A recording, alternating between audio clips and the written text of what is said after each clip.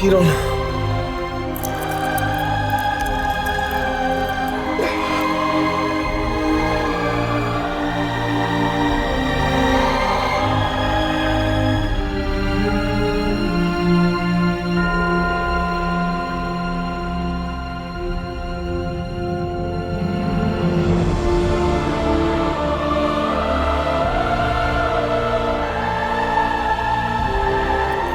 কিরণমালা,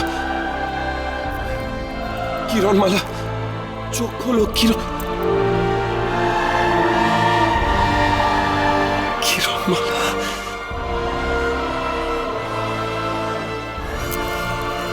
কিরণমালা,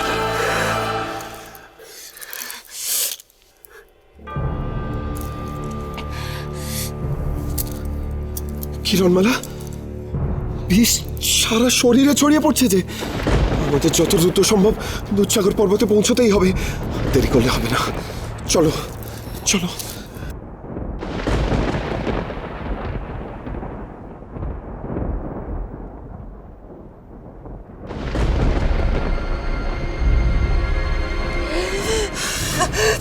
মরে যাই হেলা কোটিমা, এই দুটো তো দেখি জলে ডুবেও মরল নেলা।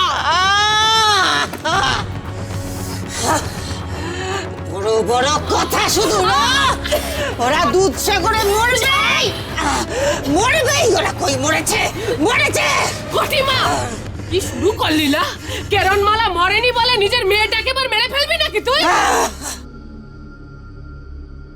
বেশ হয়েছে, বেশ হয়েছে।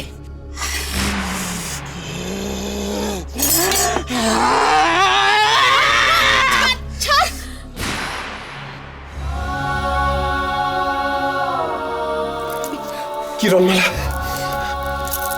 দৈববাণীতে এই বেদির কথাই বলা হয়েছিল। আমরা দুধসাগর পর্বতের চূড়ায় পৌঁছে গেছি, এবার সব বিপদ কেটে যাবে। এসো।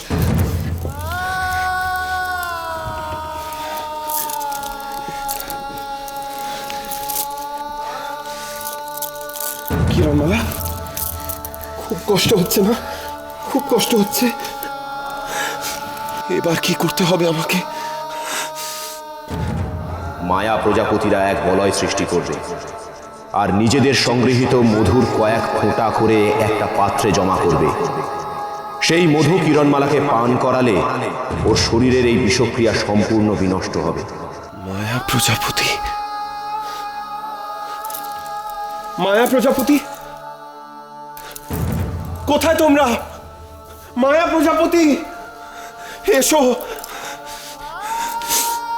এসো। মায়া প্রজাপতি, আমার কিরণমালাকে বাঁচাও, বাঁচাও।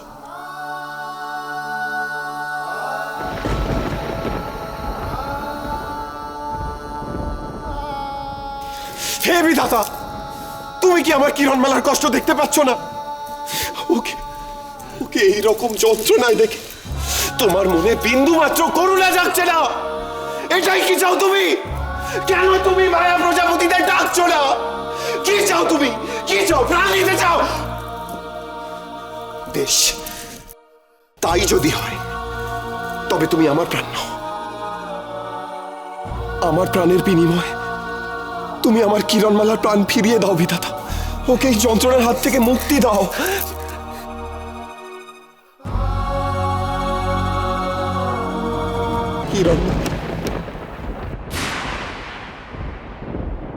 তোমরা কারা? আপনি কে? আমি মায়া প্রজাপতিদের রানী। তোমাদের পরিচয় দাও, আর কি উদ্দেশ্যে তোমরা এই দুর্গম দুধসাগর পর্বতে এসেছো? আমি অমৃতনগরী যুবরাজ কুমার পৃথ্বীরাজ সিংহ, আর আমার স্ত্রী যুবরানী কিরণমালা। বিষের প্রভাবে কিরণমালা ওর কণ্ঠস্বর হারিয়েছে, আর কণ্ঠের বিষ এখনো সারা শরীরে ছড়িয়ে পড়ছে। একমাত্র আপনি ওকে রক্ষা করতে পারেন, একমাত্র আপনিই পারেন ওর শরীর থেকে সমস্ত বিষ নামিয়ে দিতে। দৈববাণীতে আমাদের এখানেই আসার নির্দেশ দেওয়া হয়েছিল। এ কথা সত্য কুমার, আমরা মায়া প্রজাপতিরাই পারি এই বিষ তুলে নিতে, কিরণমালার বাকশক্তি আবার ফিরিয়ে দিতে। তাহলে ডাকুন মায়া প্রজাপতিদের, আপনাদের মায়ামধু দিন, আমার কিরণমালার প্রাণ রক্ষা করুন। এত সহজে তো সেই মায়ামধু পাওয়া যাবে না কুমার। তার আগে তোমাকে তোমার ভালোবাসার পরীক্ষা দিতে হবে। তুমি তোমার স্ত্রীকে কতটা ভালোবাসো তার প্রমাণ দিতে হবে। হ্যাঁ, আমি কিরণমালার জন্য আমার প্রাণ দিতেও প্রস্তুত। তোমার মুখের কথায় আমি সন্তুষ্ট হব না, তোমাকে পরীক্ষা দিতেই হবে। বেশ, আমি কিরণমালার জন্য আমার শরীরের শেষ রক্তবিন্দুটুকু আপনার পায়ে অঞ্জলি দিতে প্রস্তুত।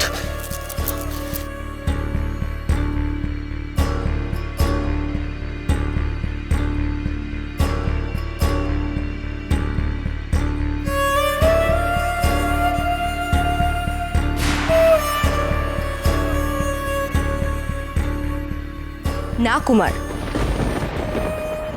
প্রাণ দেওয়া সহজ কাজ। যে নিজের প্রিয়জনের জন্য সব যন্ত্রণা সহ্য করতে পারে,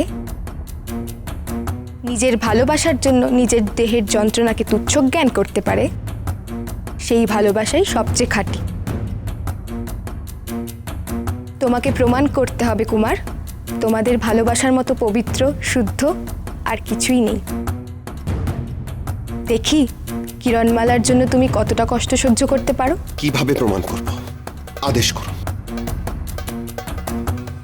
তাকিয়ে দেখো পাহাড়ের ধারে ওই বিশাল বিশাল পাথরগুলো। ওই পাথরগুলোকে তোমাকে পূর্ব দিক থেকে অন্যত্র স্থানান্তরিত করতে হবে।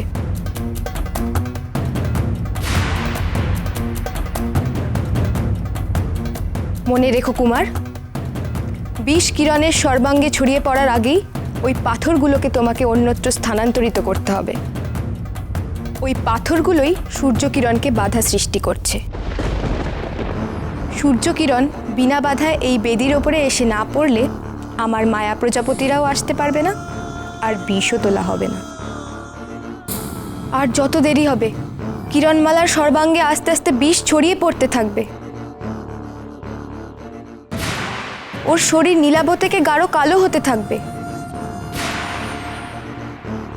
আর যদি সেই রং কিরণমালার ঠোঁট অবধি পৌঁছে যায়, তাহলে আর কিরণমালাকে বাঁচানো সম্ভব হবে না। না, ওই দেখো, কিরণমালার পায়ের দিকে দেখো। তোমার হাতে বেশি সময় নেই কুমার। কি হলো, পারবে তুমি? পারবো, আমায় পারতেই হবে।